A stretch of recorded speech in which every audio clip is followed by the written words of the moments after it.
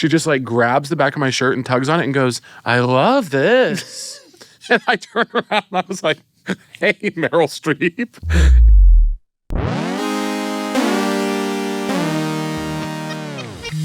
This is Good One. I am Jesse David Fox, senior writer at Vulture and author of Comedy Book. My guest today is Caleb Hearon. We talk about his new HBO special, Model Comedian, and how not getting Saturday Night Live was the best thing that ever happened to him. Find out why he is, or is not, one of the 25 most influential creators working today. So here is Caleb Hearon. I'm here with Caleb Hearon. Thank you for joining me. Thank you for having me. What's the funniest thing that happened to you this week? Okay, so I was visiting home, and this is maybe like 2 weeks ago, but this is the most recent thing I can think of. Sure. That really also, cracked me this is up. not running this week, So there you go. My little cousins are kind of obsessed lately with the idea of me being famous. They love talking about it. They're very interested in it. And I'm always trying to like redirect them. I'm like, there was a couple months ago that I was home that they brought it up. And I was like, that's not a very interesting thing to be. I'm a lot of more interesting things than that. I'm nice. I'm funny, whatever. And I'm trying to like get them off this obsession with fame because I think it sucks, but they're kids. And they were over visiting my house in Kansas City. And one of them, he's very sweet. He's on the spectrum. So very literal, And he comes over to me and he goes, "Cousin Caleb, can I ask you a question?" And I go, "Yeah." And he goes, "Does it bother you that we call you the F word?" And for a second, we hadn't talked about the famous thing for a second, so I was like, "Pardon?" I was like, "What do you mean?" And then I sat with it for a second. I was like, "Oh, no, I'm not mad at you when you do that." But I had to really parse through him not calling me a faggot. But yeah, and then we had to talk about that. But it really made me laugh. Funny. And then I walked around the whole day telling everyone in the family who would listen. I was like, "Go listen to what your kid just said to me." So there's a new segment. Our first segment. All right, wait, I'm going to do it. Okay, this is the first time I'm ever doing this segment. It's very exciting for me. All right, so we have a new segment. This is our first segment of the show. It's called Who Are Your Guys? In the grand tradition of WTF with Mark Maron, I ask, who are your guys? Oh, God. Well, mine are so complicated. Monique, always. Monique, always one of my guys. Monique, specifically her Queens of Comedy set, have you seen? Where she comes out in that pyramid? Like, it's like a rotating pyramid. I think they filmed it in Memphis or something. And she comes down in like this like cut up, sexy leather outfit. And she was fat back then. Like, she hadn't lost the weight. And she looks so fucking good. And she comes out and immediately she's like, every skinny bitch in here should be standing up and applauding me right now. Or every fat bitch. And then she starts going in on skinny women, and just the whole set is like a masterclass to me. And like, I had watched my dad. I grew up watching like Carlin and Pryor and like very, very like kind of offensive, like edgy comics. And Monique had an element of that, but it was just to see a woman do it in a way that a woman or a gay person would do it was in many ways similar, but just different enough that I was like, ooh, something else is going on. And a fat woman up there owning the room like that, I really felt like, I didn't know at the time that I was like, oh, I could do that, but it felt so good and affirming. So Monique always, and then I do always have to just be honest, Roseanne, like the original Roseanne before she became New Roseanne. New Roseanne, we are not tight. I'm not loving your ideas, girly. But yeah, the original Roseanne was like everything to me. And that show was like, she was so goddamn funny on that show. Like DNA, can't deny it, funny. And the show was so great, and they cast it so perfectly, and John Goodman in it. So Roseanne's definitely one of my guys. My other guys, there was this period of time in like high school and college where me and my friends were just watching everything. We were watching everything, like anybody who put out a new special. We just loved it. Zach Galifianakis his Live at the Purple Onion special is one of my all-time like North Star favorite comedy specials. And I actually, I think Zach might hate me because I had a birthday show at Largo a couple years ago. I don't think I've ever talked about this on a podcast. I had a birthday show at Largo. And I love Largo. I love Flanny. I love, like, Largo's my favorite room in LA. The tickets are more premium because they do one show a night. And so it's harder for me to convince myself to do a headlining show there very often because my fans are broke and baristas. And so, but I'm every once in a while I gotta go to a Largo show and just have the night of my life. And I had one for my birthday a couple years ago, and Zach was in town. He doesn't know me from Adam, but Flanny was like, "Hey, do you want to have Zach Galifianakis on the show? He's looking for stage time." And I said, "Of course, that'd be a dream." Well, Zach's comedy was so pivotal to me when I was like figuring out comedy that before I brought him up, I was like, hey, you're not gonna like this, but I have to really glaze you, you know? And he was like, please don't. And I was like, I know, but I have to. And I brought him up and I was like, this guy is like on the Mount Rushmore of comedy as far as I'm concerned. He's a legend. I can't believe he's doing this show. And he just squirmed. He hated it so much.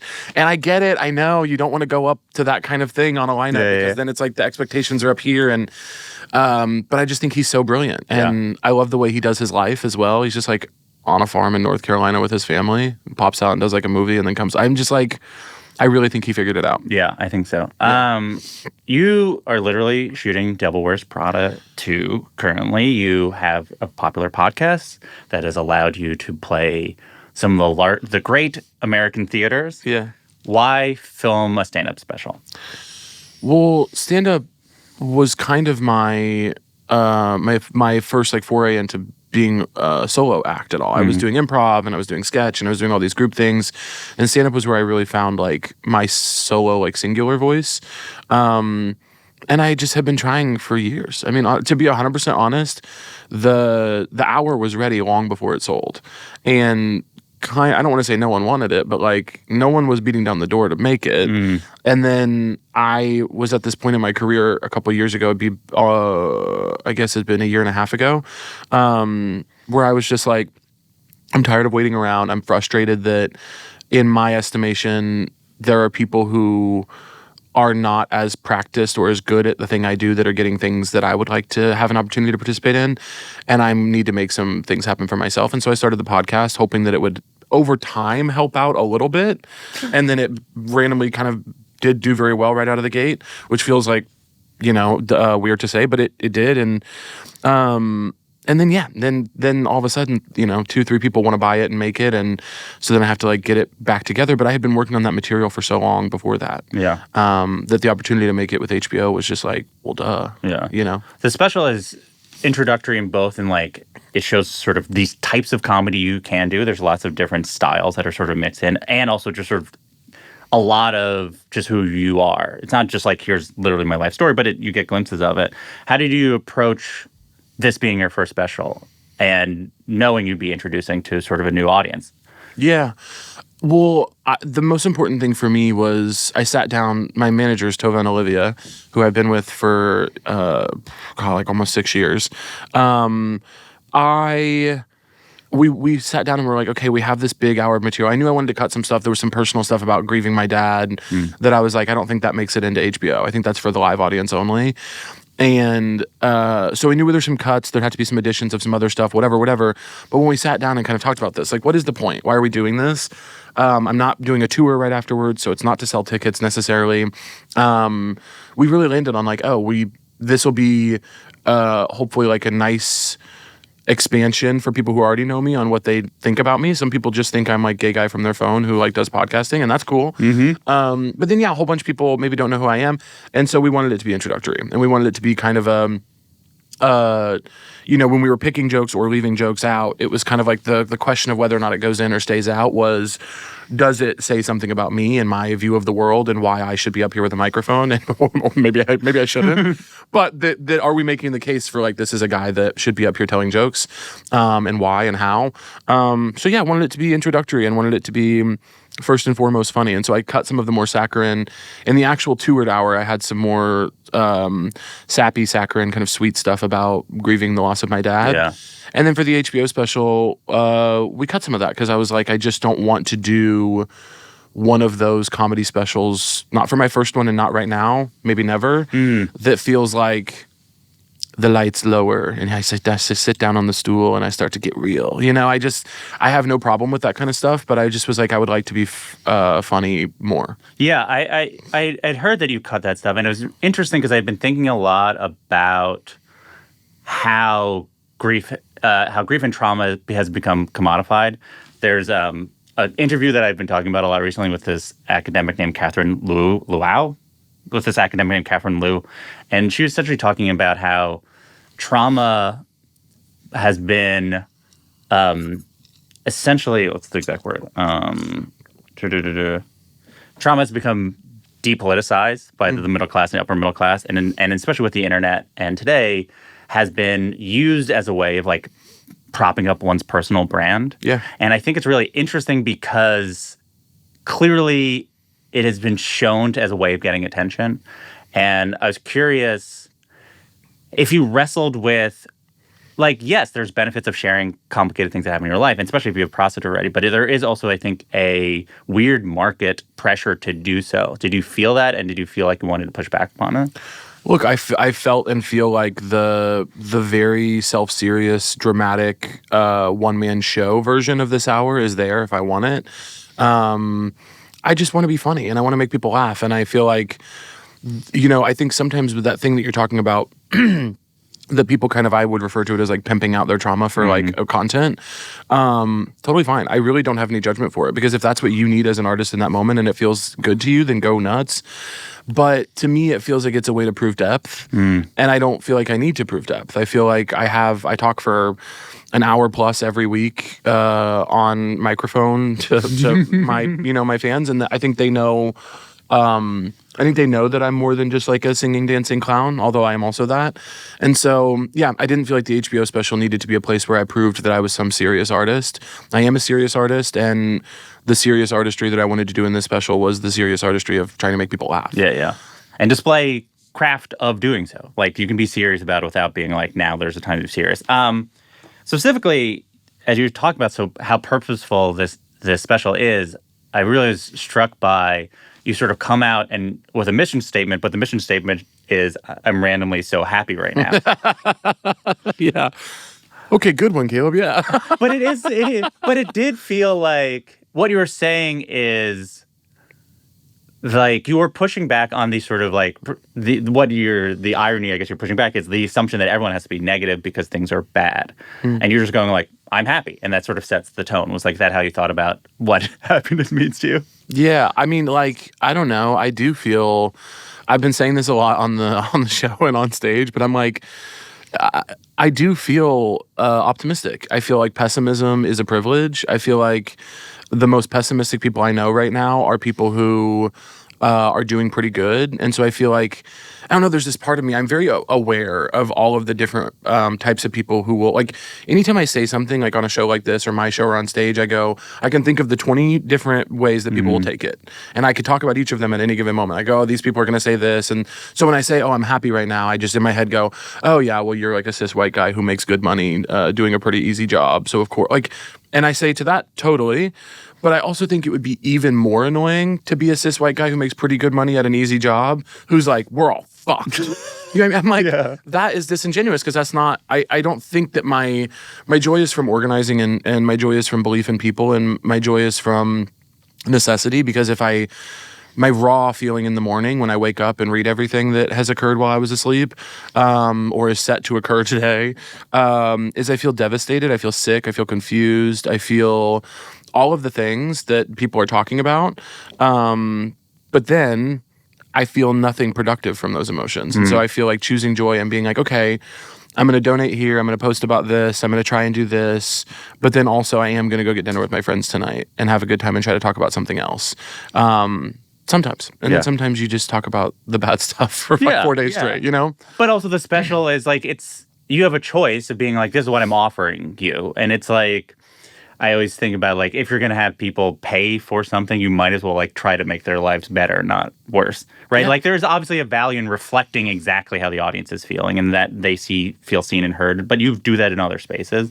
But like you're creating a product, like can this make a person see the world slightly better? And that probably is positive for them, because there is no value, I imagine, to just sort of like, if you don't want to be so negative that you essentially are supporting hopelessness and like, well, we might as well just give up. Yeah. And also like, it's a big media landscape. Some would say it's oversaturated. I am one of those people. There are many, many, many options. And so I think like when people get upset that I'm flippant about the X, Y, or Z, or that I shouldn't be joking about this, or that I'm, too catty about this thing that I should be sincere about, or whatever. I'm like, rock on. That's a totally valid criticism. Go somewhere else. there are options. Like, you don't have to. Yeah. There's many bad things about the kind of nichification and fracturing of our media landscape and the death of the monoculture. There are many bad things about it, but one of the good things is you don't have to fuck with me at all. Yeah. My bills will be paid even if you leave. So, like, go away. Go listen to someone who will be sincere, or who'll do the drama hour special about their dad dying, or go, if you don't like the way that I'm approaching all of this, or if you think it's annoying that I'm talking about being happy right now when things are so bad, if that feels tone deaf to you, rock on, totally heard. Go do something else. Yeah. It's the singular benefit of the time that we're in. That's literally the one benefit. It's the only thing, is that if you don't like the way I'm doing it, I'm not the one guy with an HBO special this year. So go do something else. Yeah. That's fine. Can you talk about developing? So the first joke is the idea of being a Midwestern aunt pilled. Can you talk about developing that joke? Well, actually, can you explain, for those who haven't seen the special, can you just explain the basic arc of the bit? Yeah, the joke is just like, I feel like it's kind of talking about this thing of like, I do feel randomly happy, and I've been referring to it lately as climbing cringe mountain. I'm just like, I'm enjoying the little things. I'm being cringy. I'm having fun. I'm seeing, when you see a picture that like your aunt would share on Facebook, or my aunt would share on Facebook, I guess, that's like, I got my coffee and the weather's nice. Happy Wednesday. Like, I see things like that and it works. Like, it works on me. I'm like, oh, that's so true. So the joke is kind of talking about this thing of like, I feel like as I've gotten a little bit older, I have started to become like an older Midwestern woman who like can find joy in the simplest things. Part of that's practice, that I'm like trying to do that. But yeah, crafting the joke was just kind of talking about, I think it's kind of a funny juxtaposition between what people think of me, which is, I think a lot of people see me and know me correctly as like, a kind of irreverent leftist, like younger gay comic, and that's a lot of the stuff I do that falls into many of the buckets, or many of the things I do fall into that bucket. But then there is this part of me that is like, texting my friends like a picture of flowers from my walk and being like, let's have a great day, guys, love you. And it feels so like I'm becoming the women who raised me in a beautiful way. But yeah, that's what the joke was originally about. Yeah, there's something really, it's like a really gradual way of entering a special. And they're all like these little sketches, and I think it's the one about seeing the dog and you sort of act out the dog. Is so essentially, you see a woman playing your dog and you're just like, that's nice. That's basically all it is. There's this, it's borderline an anti-joke in so much as the audience is expecting then you doing a twist, and you're like, no, I just thought it was nice. That was nice. Yeah. Yeah, well, there were so many things that the first time I watched the special back after the cut, I was like, I fucking hate this. And I had to text friends that have done this before and be like, please, God, tell me you hated it the first time. And there were so many things about it that I'm like, oh, I could have done this better. I have a very conversational style, so there's plenty of parts where like, look, we did the show twice that night. If we had done it 7 more times, we would have gotten 7 different hours. Like, I changed so much on the fly, even in the recording, which I love about my style. But also in a recording, then you go, fuck, there's 20 seconds there where you instead of taking the straight path to the next point, you went around the bushes. And like, I watched that and I'm like, God damn it, that wasn't efficient. But all that is to say, one of the things that I struggled with was like, is the opening of the special too meandery? Did we take too long to get to a laugh? Because now everything you're thinking about the attention span, and people are going to shut off the app and they're going to leave HBO and go to another platform to watch, whatever unscripted show they're fucking loving right now, which makes me want to die. But yeah, you're thinking about like, how did I get to a laugh quick enough? And even though it works in the room and it worked in the room for a year and a half, you start to watch it on screen and go like, oh, it's a different thing for the screen. So that was a real consideration that I had. Yeah, I think it's really interesting because in some ways, the whole purpose of it is I'm creating a thing, so you do not have to treat it like content that you need to keep your attention. That's that's the fundamental premise of the joke. Yeah. But at the same time, you're watching and you're like, yes, but now did I do it too well? Did I give people too much of a space to be like, we all are living it. You know the feeling of itching, being like, but I can, right now I could. Choice. Or like, even I'll watch it, but like, while I'm waiting for the punchline, I'll just like look at Instagram for like 3 seconds. And it's as you said, there's like 20 million ways in which people are going to watch it. And some people are going to be like, well, I trust Caleb, so I'll watch it. Or some people will be older and don't have their phones when they watch stand-up specials. And I think you just sort of have to that's the whole premise of stand-up, which is like you have to trust the fact that you toured it and that was the pace that worked. Yeah, and you also have to, my musician friends talk about this a lot, and I'm really inspired by them in many ways, but that you make the work you believe in, and then once it's out there, it doesn't belong to you anymore.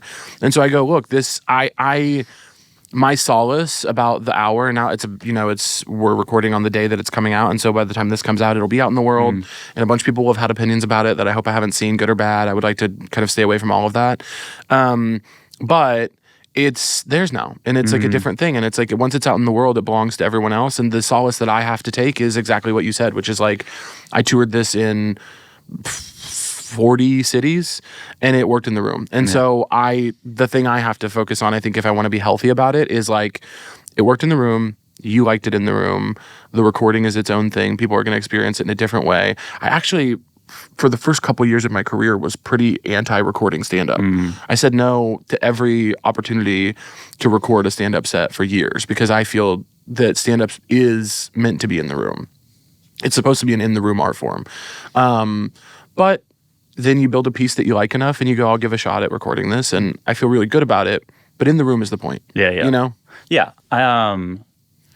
Yeah, it's interesting. I'm just like I'm thinking about it. I mean, we won't know. We'll see what people say. I mean, it will be the thing where it'll be some people's favorite thing, how this sort of, there's like, because you'll do an example and then you sort of have a poetic way in which you describe their life. And I think like, I always say that like, I love when comedians have those moments that are partly for them and partly where they get to indulge a little bit. Because like, that's who they are when they're not fully performing it. And then you get to know the parts that's funny. So as you said, you did cut out a large section about the sort of grieving process of losing your father, but there is a large section about your father, and you do a really interesting thing, which is you first just talk about him. You don't go like, my dad died however many years ago, I'm going to tell you who he was. You sort of tell him who he was, and I think eagle-eared watchers or whatever will notice you say was a lot. Right. Or just people who have lost people like are more akin to that. Can you talk about approaching that entire section? Because as you said, there's probably tons of things you could talk about that. You probably had other material you did. But like this was the section you're going to do about it, how you wanted to balance the heart of it and the sort of comedy of it. Yeah. Well, a big question for me during that section of the hour was who cares? Like, and why? You know, like I don't want people to enjoy this just because they're a fan of mine and they want to hear more about me. I want this to hopefully appeal to somebody who doesn't know who I am and doesn't care about my life. And so I think I tried to hone in on like, okay, the interesting parts of this are loving someone who you had a complicated relationship with, and loving someone even though they were quite bad at being a parent, and trying to find the more universal things about it. And the thing about talking about him first and not bringing up him dying first is that when you bring up, I wanted to walk people down the road a little bit, because when you bring up the bad thing first, then you have to do this like kind of saving the room energy kind of thing where you're like, don't worry guys, it's going to be okay, we're going to be funny about it. But instead, when the way that I approached it made me feel more like, I'm just setting up jokes. And I said, I considered for a while the was and is thing about my dad. Yeah. The tense was something I debated for a long time and tried it a couple different ways. There was a while there on tour where I tried it as is, and then when it got to the part to bring up his death, I actually would say, I've been saying is, but it's actually was because he's dead. And then getting into it that way felt like too much of a device and felt like dishonest. Yeah. But yeah, that section is like the one part of the special where I was like, it doesn't really matter when the laughs come, how loud they come. This is a section for you to tell the truth, and that if people really just wanted to like watch a joke a second kind of thing, they could watch a sitcom. Yeah. This is a moment for this to be a piece. Yeah. This is a moment for you to like tell the truth about what you're actually going through. And also I think it is quite funny, but that I gave myself the space creatively to say it doesn't matter if it is. You can try, but if it's not, that's okay. Yeah. I think we landed on it. But yes, the was and is of it all was a big consideration. Yeah, I mean, it's to the tone of it, like it ends both. It just sort of ends. It not ends like, it doesn't end like a big story, and that's when I realized my dad was always my dad or whatever. And then it was like, yay, and then you move on. It's just sort of like ends at ultimately, I think your takeaway from the entire experience, which is like how you reconciled the fact that he wasn't like didn't want to be a father, who wasn't meant to and then you just sort of like have it, and then you have a pivot, obviously, which is just sort of he wasn't the first straight man or whatever. Yeah. How did you? Were there times where you tried it with like a bigger finish or whatever, or you just ultimately like this is how the story ends, and I don't want to play with it? It had so many different permutations. I can't even remember where I landed on it so many times. But I was always trying to put the most saccharine moment of that material up against the next funniest thing, which is the straight guy joke. I wanted to move on quickly. I didn't want to sit in it for too long. To me, that was like, I gave myself that space to be like, hey, this is a piece. You're an artist. This is a space for you to just talk and maybe it'll do something. And then as soon as that's over, it's time to be funny again. And so to me, that was always the plan, is just get out and do something else. But yeah, I didn't want there to be a big lesson. I didn't want there to be like and so if I could leave you with anything. Yeah, because it's like not at the end of the special. Like that could be. I think what's really impressive is you have to, in the first section of the joke, think of an example of your interaction that will be funny and characterizes your entire relationship with your father. Yeah. And you have this story where you come out to him. Were you thinking of it that way? You're like, okay, what is the one definitive thing that has ever happened to me? Because I think it's hard. I mean, like, really, you're like, you don't have time. You can't, it's not a one-person show. We're like, I remember my dad did this. And then when I was 9, that's the easy way of doing it. You're sort of like, I need one example. And is that how you landed on it? It was like... No, it was more like, it does serve that purpose, but it was more like, I just had a bunch of jokes from over the years of like experiences and conversations I'd had with my dad. And then when I was building the hour, it kind of started to develop that it was like, oh, you have this, because you're building an hour and you go, well, it's kind of like 4 15-minute chunks is typically how you start out. And then you go like, oh, okay, so this material is kind of wanting to be grouped together. This material is kind of wanting to be grouped together. You want to have kind of a closer at the end of each segment. And the dad stuff just kind of, it was like, oh, you do have like 10 really fun jokes about your dad. Maybe you just do like a dad segment of the special or of the hour at the time. And so they just kind of glommed together. And then that story was just my favorite one, and the audience liked it the most.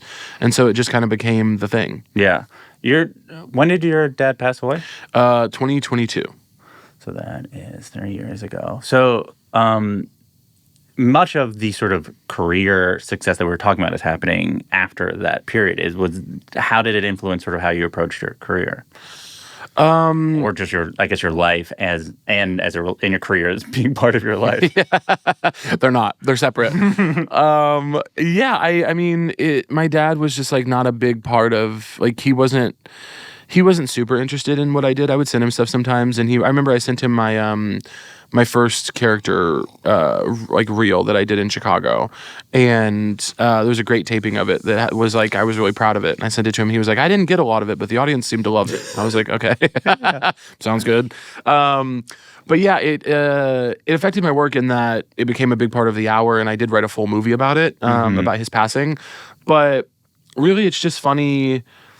It's just funny that I don't know that I didn't have any conception of my career going this way necessarily. Certainly not at that time when he was alive, and I don't think he did either. And so I'm like, oh, he's just not here to see what's going on. But I wonder what he would think of any of it. Yeah. If he would like be more interested now. I think he was proud of me, but I just don't think he doesn't like any of the same people or things that I do. Yeah. So if I was like, oh, I'm doing a movie with such and such actress that's like such a legend or whatever, he would be like, oh yeah, I think I've seen her in something. Like it wouldn't be like a big thing for him. But I'm happy. I'm happy for you, buddy. It'd just be like kind of like I got a new car or something. But it didn't seem, at least to the sense I got, it didn't seem to like light a fire underneath you as some people. No, nothing like that. Nothing like that. Like his death. Some people go, life's short. I'm gonna, lots of people have different reactions to these things. Totally. One is light a fire underneath a person.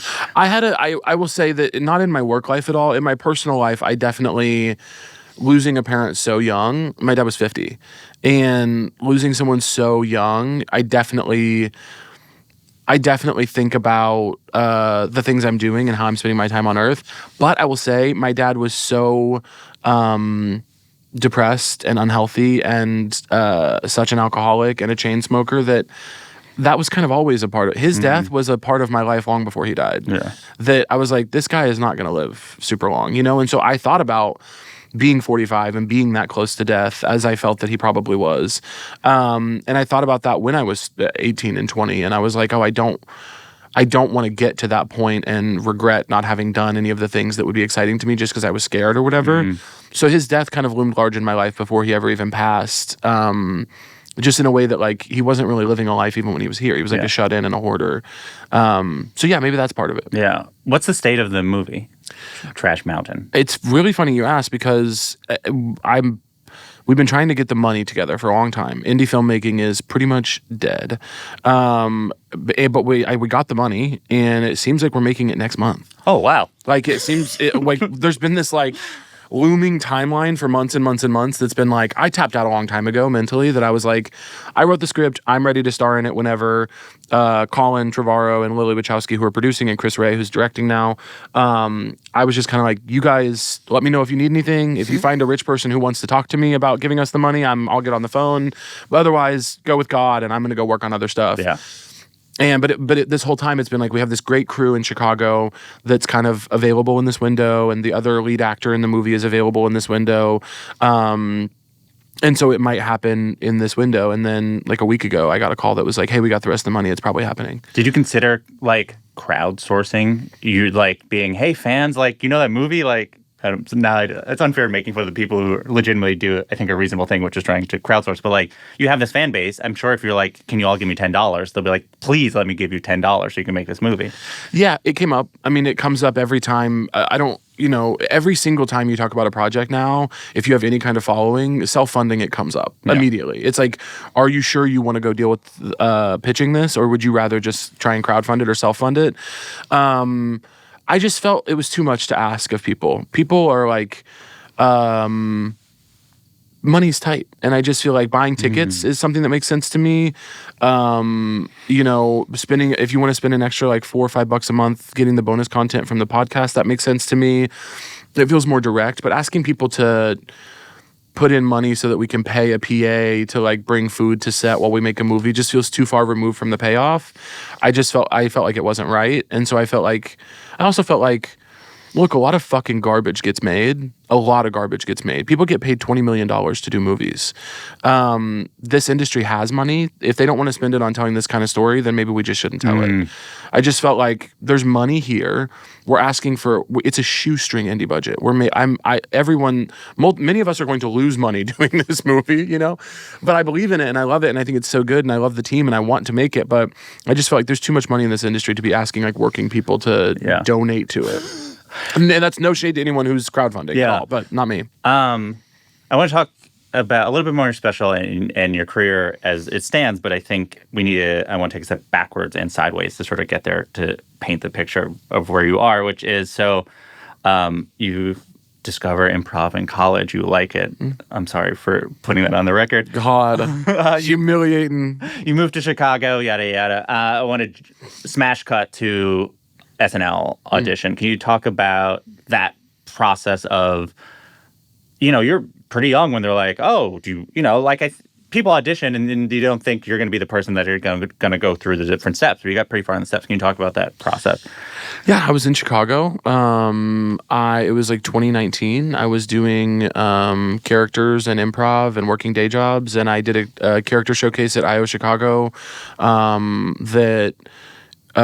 it was like 500 or 600 people would do the first round or something. It was huge. And then the second round would be like 100 people or something. And then the third round would be like 25 people that would go in front of the producers and Lorne Michaels and the writers when they came to town. So it'd be a showcase just for them. And I actually did that. I had been prepping for like a year because I knew I worked at the theater as an intern and I knew that they were coming up and I was like, I'm going to start practicing now. And then that first year I did it, I just got all the way through to the round in front of the producers and I killed, to be honest. Like I just really murdered that night, and it doesn't always go that way for you, but it was a good night for me and they loved my stuff. And then they ask you to everything with that place is so fucking archaic, but they ask you to go to drinks at the Ritz with Lorne, before he leaves Chicago, if they like you. And so you get in a van with a bunch of other comics, like the 6 other people who got asked to go or whatever. And you go down there, you have drinks with them, you kind of speed date, you go around, you talk to people. And then they fly some of you, I think they flew 3 of us out to screen test or something. And then you go to New York and you screen test on the stage and everything. And you hear all the different stories about like, oh, it's going to be dead silent, or one person will be laughing, or you don't know what to expect. Yeah. So you practice your set. Something we would do for each other is we would practice our sets like 15 times in a row to complete silence with our friends sitting and staring at us. And it's the most minutes pass like days. I mean, it's so horrible. But yeah, I went and did it. I would have killed for that job the first time. The first time I had no career, I had no followers, I had no team. I was just making comedy in Chicago. I would have killed for that job. It would have changed my life. Glad I didn't get it. Not a place for me to work for many reasons, not the least of which I'm fat, and they're telling people to lose weight who work on that show. No one likes to talk about that, but that's reality. And then when they didn't hire me, I was that, if anything lit a fire under my ass, it was that. I was pissed. I was like, what are you talking about? I have this great set. I was like, you should have hired me. I'm really good at this. I love sketch comedy. I'm quite good at it. I did a killer audition, and maybe it was great in the room. Who knows? When I taped it, maybe it sucked. Who knows why it didn't happen? But I started making videos right away. And I want to say that was late summer, early fall of 2019. And I had maybe like 3,000 followers on Twitter or something from like college. And I started posting videos. And by the end of that year, I had like 120,000 followers, a team. I had agents and a manager. Like that is the 2 paths that sort of now exist for all talent, which is like, maybe I can skip being an internet famous person and I can just ride the line of what was once the traditional arc. Yeah. If not, you are in the mines. Yeah. Like making comedy things. And thank God, by the way, that it went that way. Yeah. I so much prefer, I didn't know it at the time, but I genuinely mean it when I say the 2 best things that ever happened to me are that I didn't get that job twice, because I am not meant for that place. I don't like being told what to do. I don't like routine. I don't like crazy schedules. The way that it all worked out for me, that I get to be in charge, that I get to hire the people I want to work with, et cetera, way better. What was Haunted Mirror? Are you willing to discuss what it was? Yeah, Haunted Mirror was my favorite bit at the time that I auditioned the first time. It's just this Southern woman talking about she has a haunted mirror, and she was being very blasé about it. The joke was just kind of the way that Southern and Midwestern people, women in particular, will talk about like the most harrowing thing. I think maybe the first time I tested it, it was a woman coming home from the grocery store and talking about how she got shot. And she was like, I couldn't find the ham I wanted, but I got this guy shot me in the leg. What? Oh yeah, I got shot while I was down there. Like it's just like so blasé, and like anything else is important than what I'm going through. And yeah, Haunted Mirror was like my first big closer for a character set. How do you feel about the character videos you put on Twitter? Like now, like when you look back upon them and those videos, do you they're harder to find now. I mean, you can find them, but they're harder in so much. Are you embarrassed by them? Are you proud of them? Do you feel like that represents a time, represents who you are? I'm proud of them. Yeah, I'm really proud of them. I don't want to do it anymore, and I don't think that they necessarily hold up. I haven't watched them in forever, but when I imagine them, I don't imagine that I would be cracking up about it. But I'm really proud of them. At the time, they were good, and I think that at the time they made a lot of sense. I've always I have a problem with authority in general. And I've always felt like when someone wants me to do something or tells me to do something that I won't, and for better or for worse. And when I first started doing videos on Twitter, people really wanted me to do kind of the same thing over and over again. And then TikTok, that's what it is now. It's just trends. You do the trend. You hop on the trend, which is inherently not creative and hack. But I tried really hard on Twitter. One thing that was a really interesting experiment that I did was after I got some followers, I tried to do a storytelling series of gossiping to a coworker about your weekend. The story never ends. It's one long story. Every video is about 2 minutes and it ends on a cliffhanger. And then I wouldn't say when I would do the next one. And then like a week or 2 weeks or 3 weeks later, I'd pop up and do another addition to the thread. And it was me trying to test the limits of like, can I get people to care about a story in a sustained way on a platform that's not designed for it? And I had a lot of fun with it. I thought it was a really neat experiment. People really liked it. It was demoralizing though to see like, you would start, the first one did so well that I was like, oh, I should make this a series. And then, the numbers would go down and people would fall off. And then by the end of it, at first if you were getting 20,000 retweets on the video, by the 15th one, you're getting like 3,000 or 800 or something. But I was always just trying to experiment and goof around on there, and I feel like it was my playground to like figure things out. Yeah.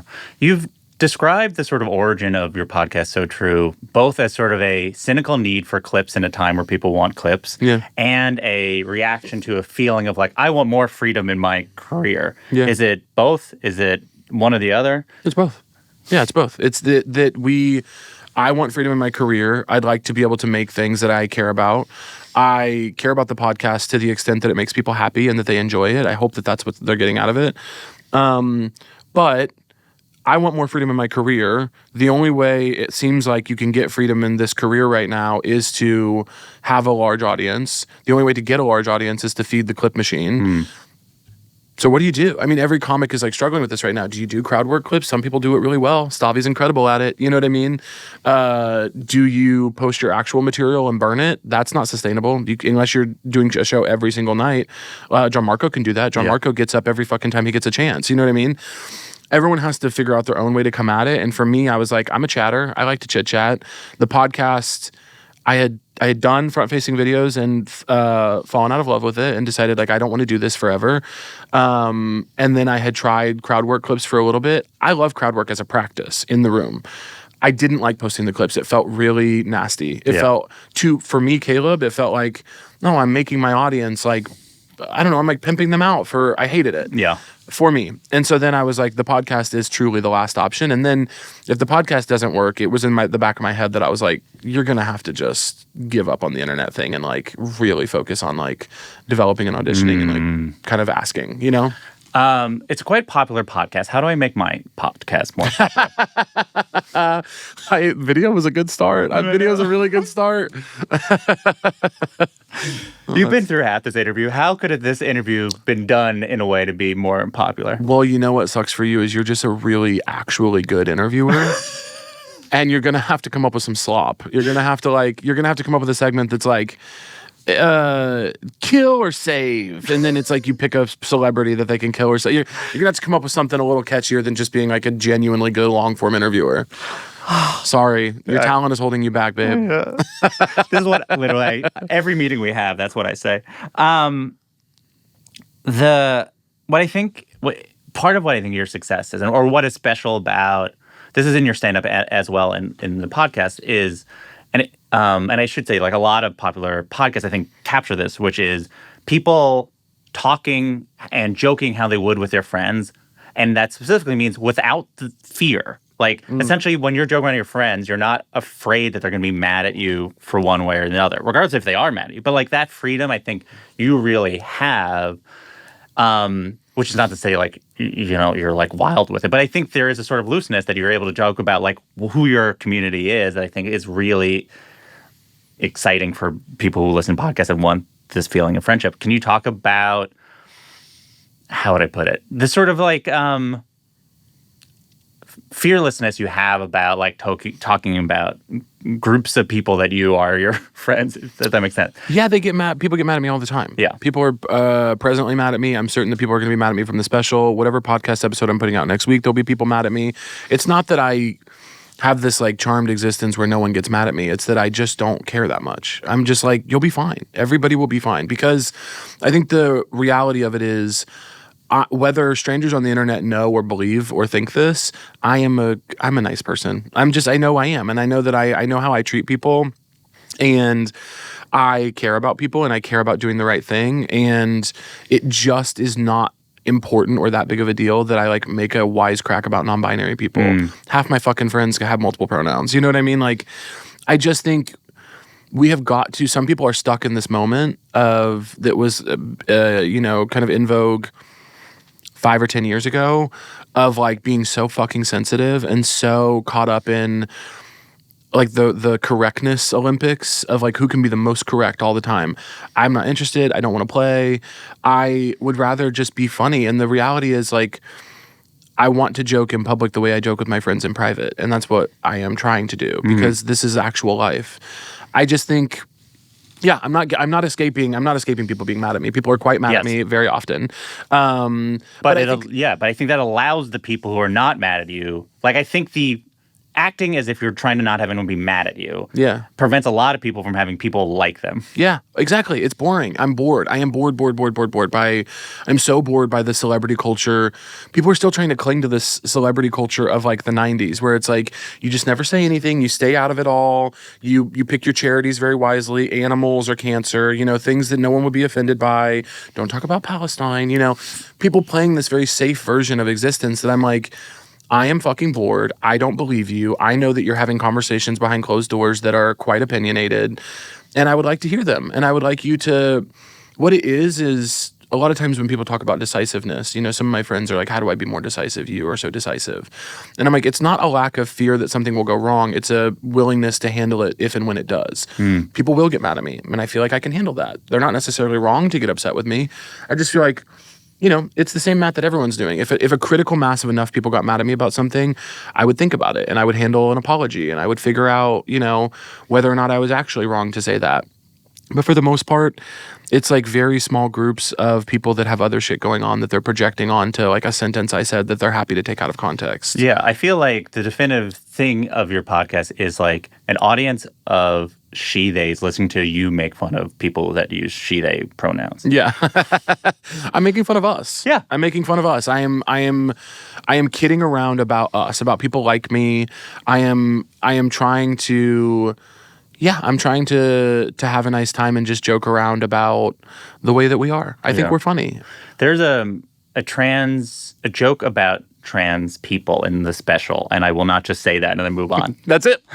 This was so much fun. That I think is really instructive in terms of this line you're doing and specifically about the idea of trans people exist, and then you pivot it. Can you summarize the basic premise of the joke before we talk about how you went about it? Yes, I have a problem with trans people. And so the joke, no, I'm kidding. The idea of the joke is just like, I think about trans people a lot. I love trans people and I worry about my trans friends and I'm so confused. I feel more than anything, I feel confused about this political moment that we're in where trans people and immigrants and teachers now randomly are into the fold and somehow Jimmy Kimmel's implicated. I'm confused about this moment where so many people are falling for these groups of people being the enemies of the public. That like it's trans people and immigrants you have to worry about. I don't understand that. They do nothing to anybody most of the time, and even if in the times that they do, compared to what billionaires are doing to you, I just feel insane. Yeah. I feel crazy. I'm like, you've got to be fucking kidding me. You are letting billionaires run your life into the fucking ground. They're destroying the quality of life in this country. And you're mad about trans people using the bathroom or whatever. It just feels crazy to me. And so the joke is born out of me sitting with and thinking about often how much I would like to help. I would like to help the narrative change. I would like to help people who might not be like me, very leftist, and have a bunch of trans friends.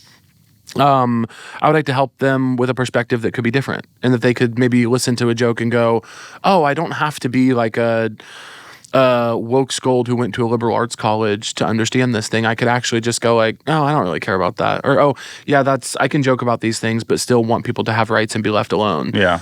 So it was born out of my love and my care for trans people, and also just like hanging out with my trans friends. Yeah, I mean, the premise is essentially like they ask for a lot of money. They're thieves. But I think what is useful is they are people like you, friends ask for money. Yeah. But my friends are trans. It's like, but they're also not immune to having jokes being made about them. And I think that is the sort of line that I think it's very, as I say about all the thing that I think is really impressive about your work, is that you're able to be reverenced towards these people, but not so reverent that they're not people anymore. You're so...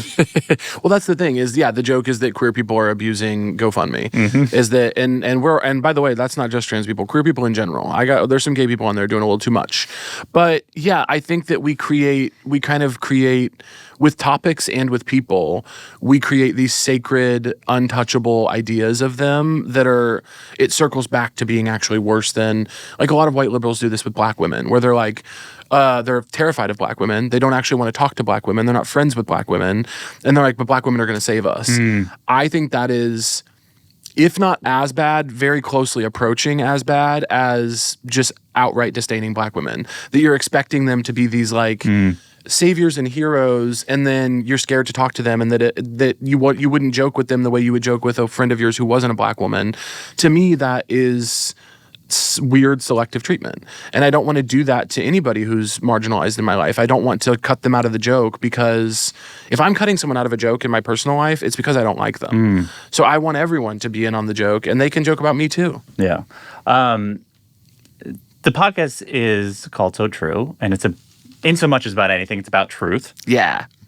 Which is it's how heady of a topic when you think of truth as an ideal when you're starting it, and you're like, we should do a podcast about truth at a time where this post-truth reality of the internet. Is that part of it, or just like, how can we ground people being like, what actually are things that are true when we literally feel like nothing is true? Is that motivates you? Yeah, I do think a lot about truth. We partially came to the title because I made a big list of gay little turns of phrase that I say all the time, like these little like conversation fillers, because gay people can't shut the hell up. So we say so true or totally or yes queen, or you know what I mean? Mm-hmm. That it partially came from that, but I do think about truth a lot. And I think something I've thought about my career, the era of my career that I'm in, and maybe it'll end up being my career writ large, is this is just the truth as I see it. This is like how I'm seeing the world right now. And I'm offering it. And if someone wants to be like, oh, he's right about that, or, oh, that made me think differently about this, I go, great. Hopefully they laugh first.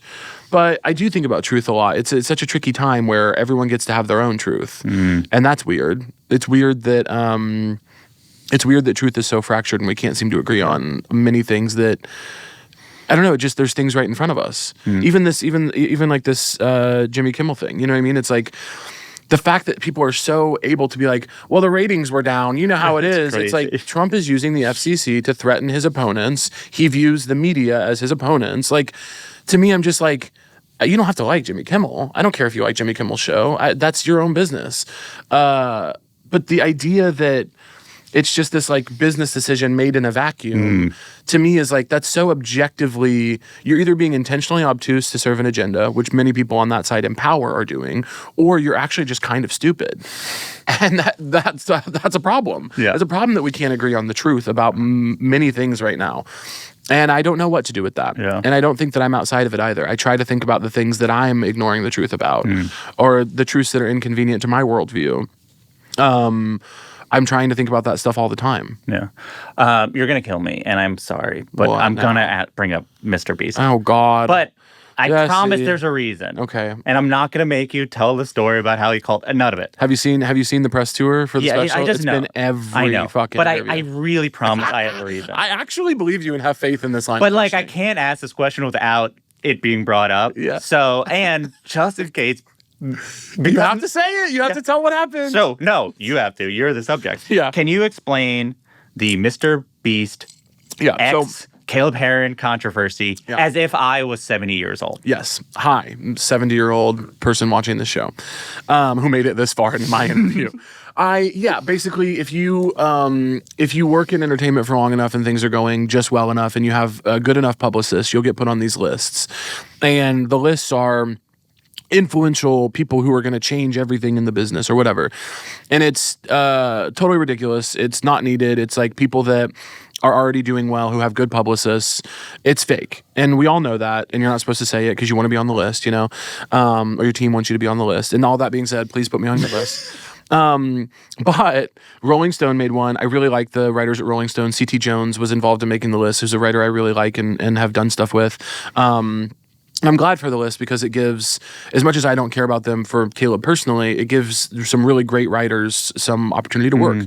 And so I dig the list for that reason. C.T. Jones worked on this list, and that was cool. I forget the other writer's name. I haven't met them, but shout out to them as well. They made a list of influential people. I don't know, it was like 20 influential, 30 influential people, something like that. And I got put on it. I probably wouldn't have shared it. I don't think anyone would have really talked about it. Most of these things come and go. You think maybe a couple people get convinced to watch your thing, so you do it, And then Mr. Beast, a very famous YouTuber who your grandkids are obsessed with, 70-year-old person that I'm explaining this to. He tweeted out only my headshot and was like, according to the Rolling Stones, this guy is more influential than me, but he only has 1 million followers. This guy's got like 990 million followers or something. He's right. But yeah, he tweeted that out and then immediately deleted it, called me to apologize. Pretty much not a big deal. But the internet had a fucking field day with it for several reasons. The biggest of which being many people just really don't like that guy. And they are excited to be mad at him any chance they get. And I don't really know if that's founded or not. I don't know anything about him. I know he does like games and has like chocolate bars or something. But that is why it was such a viral moment, is people really, there is a kind of a cottage industry around loving to hate him and another kind of set of YouTubers. And I think that in itself is pretty insidious, but I got wrapped up in it briefly. Yeah. The thing about all of this, which is, I heard about this list because you posted this thing and I thought it was funny that happened. And I go, it's a list of the top 20 or 25 creators. That's the word they use. Oh, God, yeah. Don't get me started. Well, this is why I bring it up. So I see these people on this list. Some are categorized as comedians. And I am my age. I'm not 7 years old, but I am older than the people that... Well, no, there's plenty of people who watch YouTube who are my age. But I was like, Caleb's a creator? He's one of these people? I thought, like... I was just sort of, that's what shook me of all of it. To me, that was the insult. Yeah. And maybe I'm wrong, and I'm sorry. Maybe I shouldn't say that on YouTube. But like, I just don't.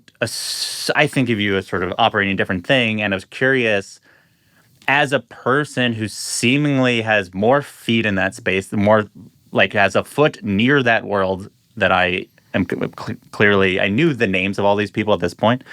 How do you feel about being called a creator? I don't like it. And here's the thing though. I turn this over a lot because it's not offensive to me. There are plenty of people who do identify as creators, that are creators first, that are very, very talented, that I love, that I think are great. And I appreciate their content. I appreciate their brain. To me, it's bad journalism. Not that they put me on the creator list. They asked my team said it was, that's fine. But in general, there's this thing that happens with me where people go, this podcaster is branching out into stand-up and acting. And I'm like, that really sucks because it's not good journalism and it's not the truth. I was on TV before I was on TikTok. And I was doing stand-up before I was on Twitter. Like, it just doesn't feel like the truth to me. And so I get a little annoyed by it. It doesn't matter in the grand scheme of the world. Go nuts. But like, the creator thing kind of bothers me because they try to... The industry is loving right now this big story about how like old Hollywood is dead, traditional media is out. It's the new gen from the creators that are going to do it themselves. Yeah. And I'm like, part of that is true. I did have to go and make this online platform for me to have a traditional career that was furthered. But I was writing for TV before. Like, it just feels to me, it's like I get annoyed when I'm like, that isn't completely the reality. Yeah. But that's all. I find it a slightly annoying. You've said that you get offered specifically internet famous people all the time for your podcast, and you say no.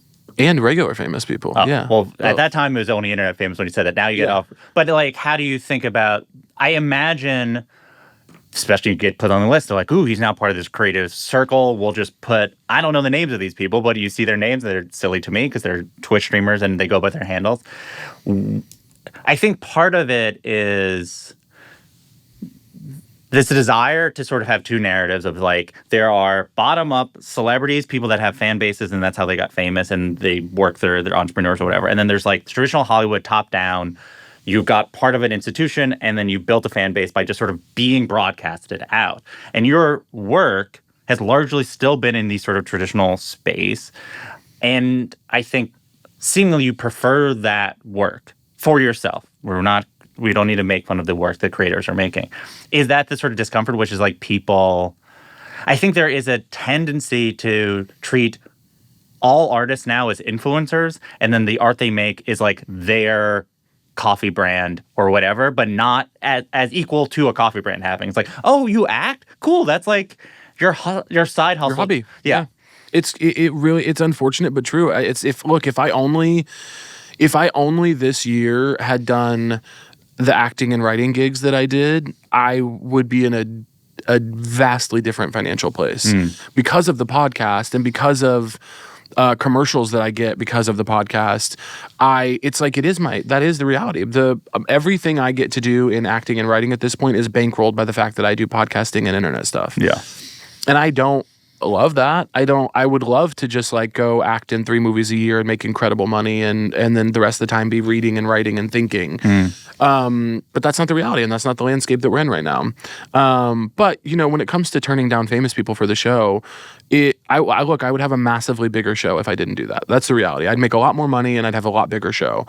But the thing you mentioned of like the point of the show being people talking genuinely without filter, famous people don't do that unless they really know you and trust you.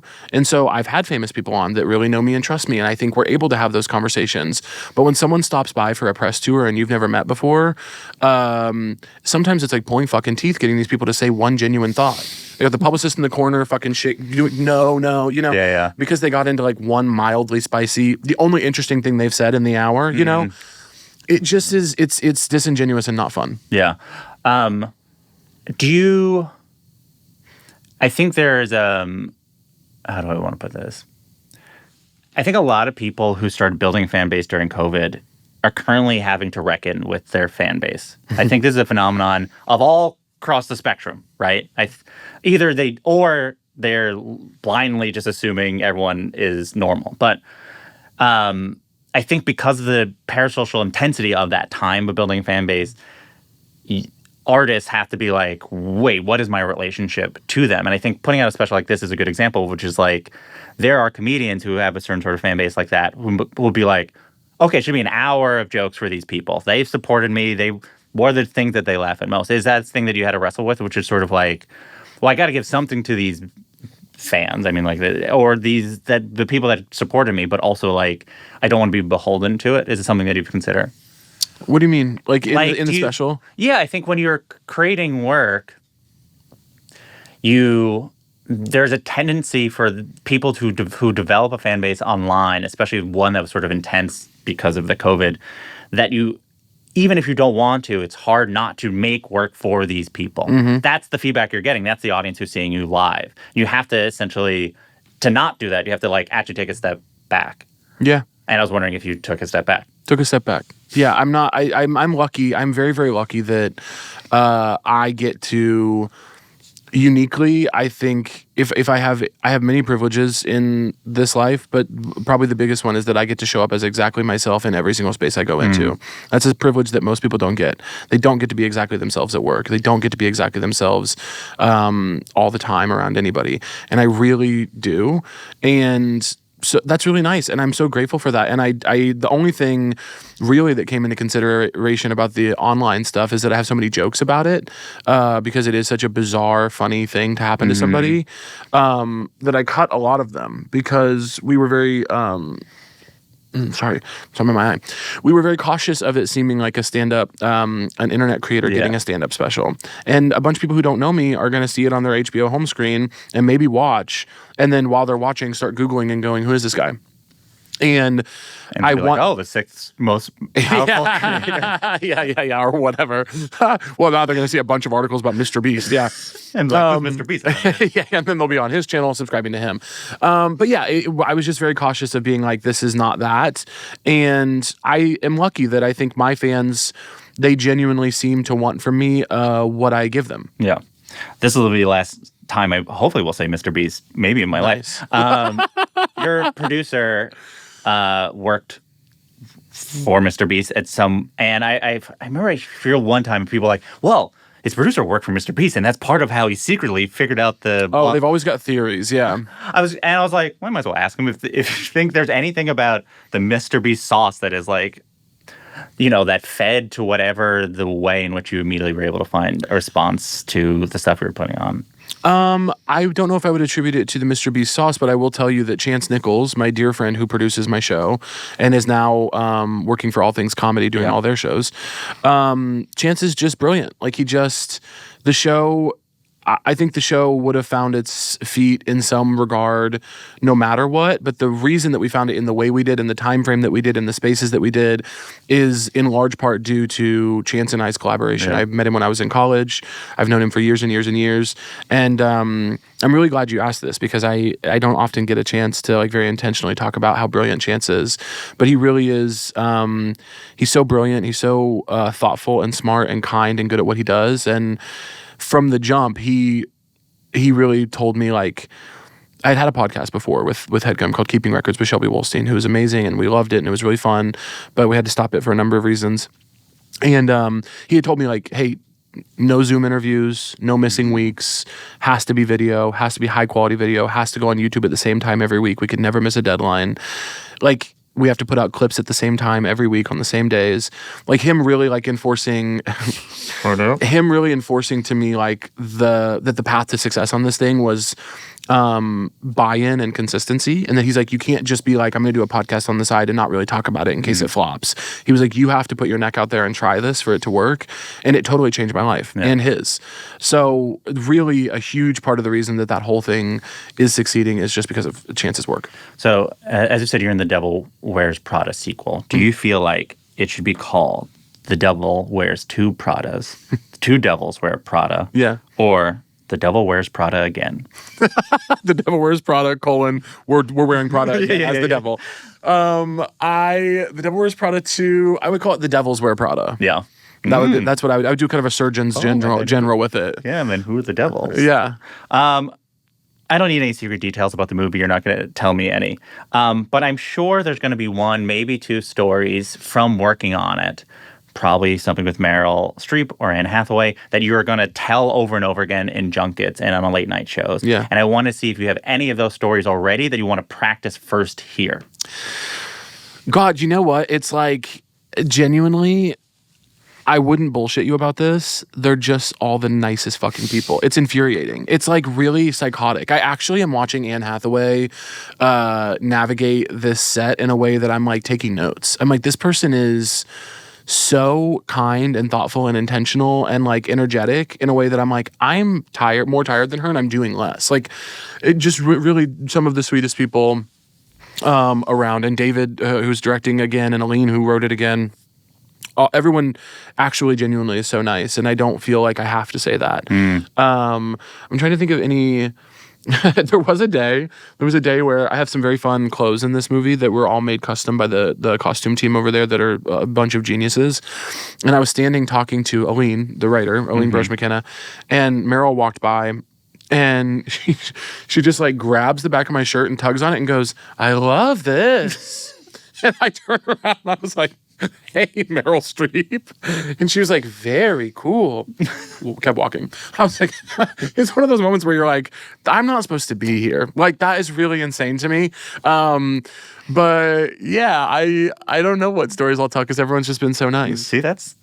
That one's cute. That's cute. But now you build that out. Gotta build it out. Yeah. And then on the last day of set, I pulled her. Now you have to almost manufacture it. Yeah. And so then, well, the really funny thing is you're talking about these press junkets I'm going to do. I'm number 15 on the call sheet. So I don't know if they're going to have me out. With your followers. Yeah. You're going to be out there.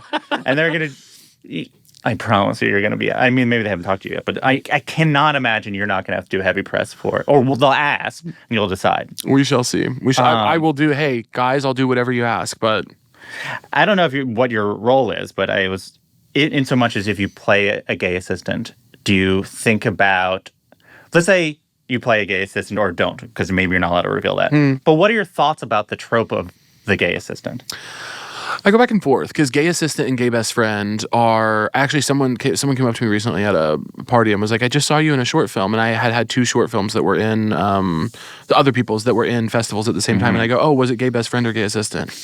And I go back and forth because I hate how limited gay men don't get a million shots actually in this industry. And it's funny to me that Hollywood's made out to be this like bastion of gay guys. Now, all of the hair and makeup and costume people are gay guys, thank God. Those are my mothers. But gay actors, I just feel like you've got so many gay actors that we don't get a lot of chances to tell our stories, especially now. People, networks and companies are really, really, really not telling queer stories right now. And if you take it out, you're getting kind of back-channeled notes that are like, what if the character was straight? Like, it really is happening right now.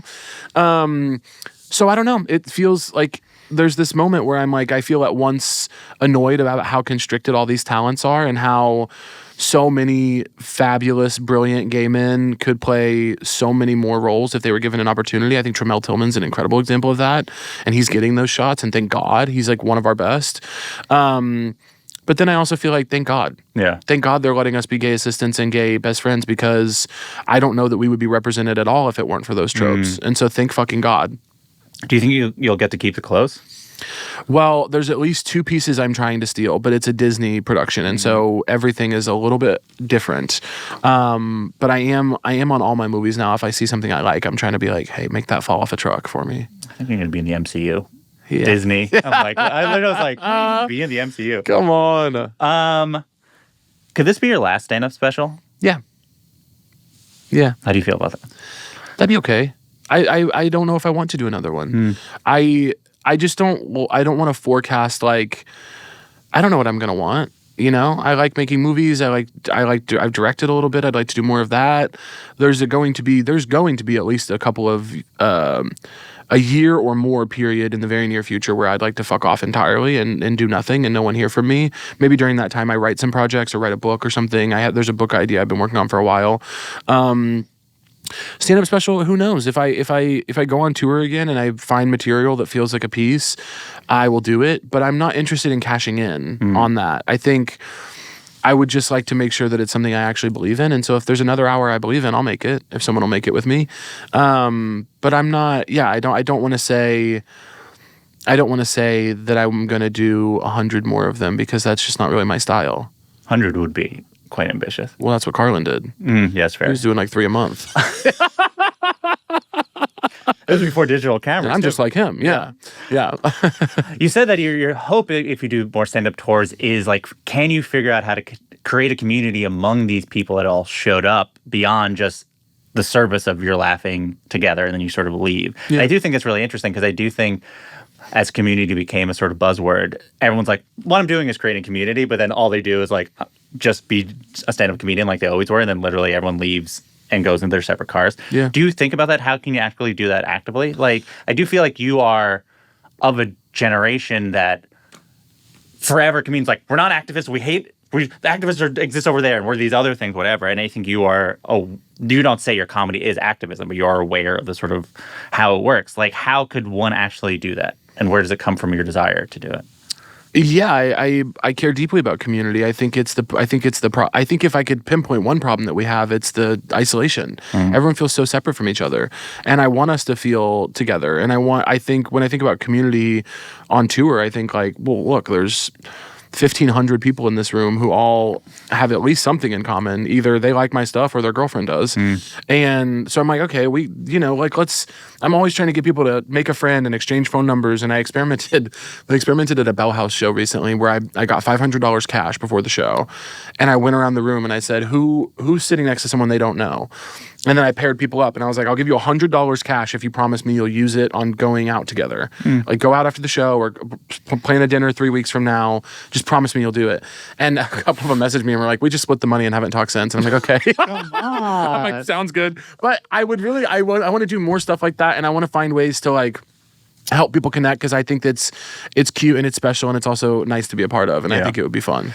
So now it's time for the final segment of the show. It's called the Laughing Round. It's like a lightning round, but it's a comedy podcast. So Laughing Round. Do you have a favorite joke? Like a street joke? What, a street joke? Yeah, like a joke. Knock joke. God. Blah blah blah went to a blah blah blah with a blah blah. There's this one, I always butcher it, but I really love it. I think my dentist told it for me for the first time. Perfect. But perfect person for a joke. Always. I always butcher it, but basically the short of it is, this guy goes into a bar and he's stressed out. He's had a long day. His tie is undone, and he sits down at the bar and there's no one else in there. He tells the bartender, "Can I get a beer?" And the bartender goes, "Yeah." Bartender walks away to get the beer. The guy's sitting alone at the bar, and he goes, "Hey, nice shirt." He looks around. There's no one there. And then he calls the bartender over and he goes, "Hey, did you say nice shirt?" And the bartender goes, "I don't know what you're talking about." And the guy goes, "It's the weirdest thing I heard. I thought I heard someone say nice shirt." And the bartender goes, "Not me." Goes back to get the beer. And then when he walks away, again, the guy hears like, "That tie is really neat," something like that. And he's looking around, he's going, "Who's telling me this?" Calls the guy over and he goes, "I got to get out of here. I'm hearing a voice." And the bartender goes, "What did the voice say?" The guy goes, "Well, first it complimented my shirt and then it complimented my tie." And bartender goes, "Oh," points to a basket of nuts on the table. And he goes, "It's the nuts. They're complimentary." I just love that. That I've heard a lot of jokes in my day. Come on. Dumbest one? That's up there. That's up there. Isn't that fun? But in a benefit of a joke like that, it really gives a lot of room for a person to like make it their own. Yeah. Well, that's my favorite kinds of jokes are like old men in the Casey's gas station in the Midwest at like 6 a.m. And the way that the whole point is kind of, they were raised on like Don Rickles and stuff, you know? So it's like the whole point is being like, walk into the place, the guy says, what are you doing in here? I says, well, I'm not supposed to be in here. You know, it's like the whole performance of the like getting into it and the pageantry of like an old straight man telling a joke he loves. It's the long walk, you know, it's the 6 minute, and you have to sit there engaged, and you are. Yeah. I think that's a beautiful thing to think about, which is the part before a punchline of a joke like that is actually where a person actually is expressing themselves. Yeah. Like telling the joke is not that, but it does if you allow yourself to be like, so I told the guy, and you're like, who are you? Now you're like an old-timey guy? Oh, I get no respect. You know, it's like very, Do you have a joke you wish you could steal? Another comedian's joke you wish that was your joke and you got to tell it? No one would get mad at you. It just sort of... Right. Trying to think. Certainly, but I'm trying to think. There's a couple comics in my head that I love watching that I'm like, what is one of theirs? Kyrie Shabazz. I'm trying to think of a specific one of his jokes that I would love to steal. He's just so funny in general.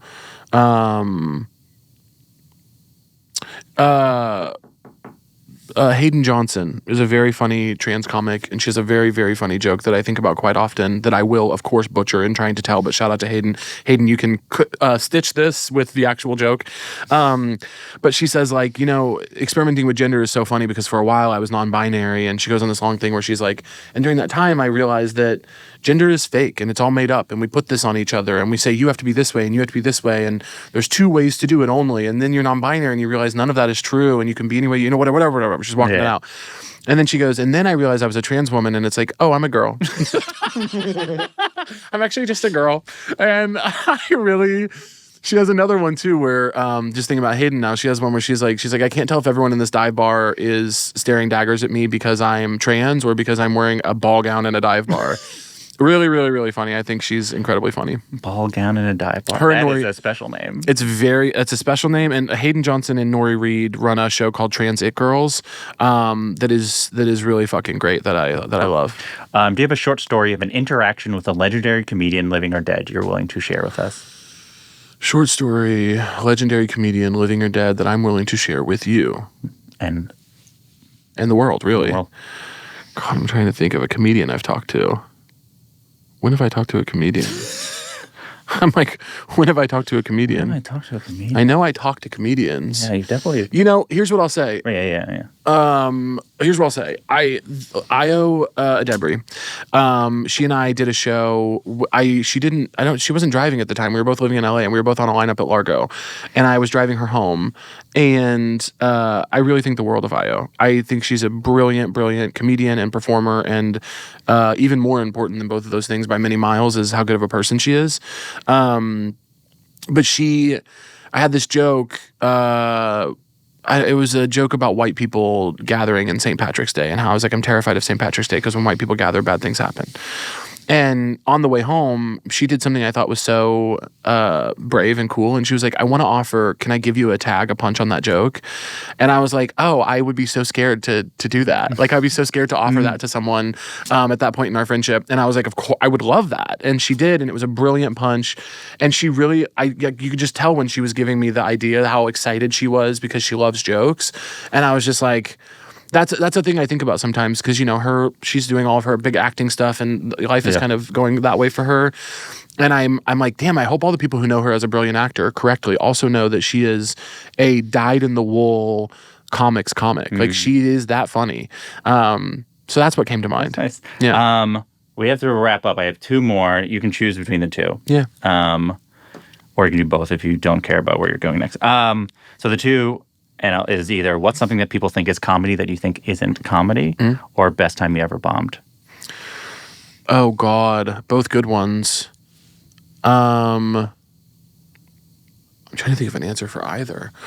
So what's something people think is comedy that isn't comedy? It's a new one. What's something that people think is comedy that isn't comedy is just like pretty much whatever Joe Rogan's doing. Like genuinely, I mean, I really do think like I saw some clips from his last special and I was like interested. So I clicked in and watched a little bit further because I was like, here's a guy who he was like just some fucking sitcom dude. And then he was hosting Fear Factor and then got really into professional fighting. And then now he's like the biggest podcaster in the world or whatever. So that's an interesting journey. I've said about Joe many times, I have a lot of respect for him, and specifically in the way that he puts on comics. He puts comics on his show that have nothing to offer him, and they are the only ones who will benefit from it. He puts on comics like Brian Simpson, who's a genius. He really, really, really supports other comics. I know that he's sent money to people when they're struggling. It's a thing that a lot of people who don't like Joe Rogan, as I do not, will not say about him, and I think it's unfair. He really supports other comics, and I think that's cool as hell. That being said, he's one of the worst stand-ups I've ever seen. Sorry to Joe. I'm sure the podcast is doing something for someone. The stand-up is horrible. I don't know if he was ever good, but he is present day one of the worst stand-ups. I mean, I have seen drunk open micers who have never touched a microphone do better than his last like intentional special.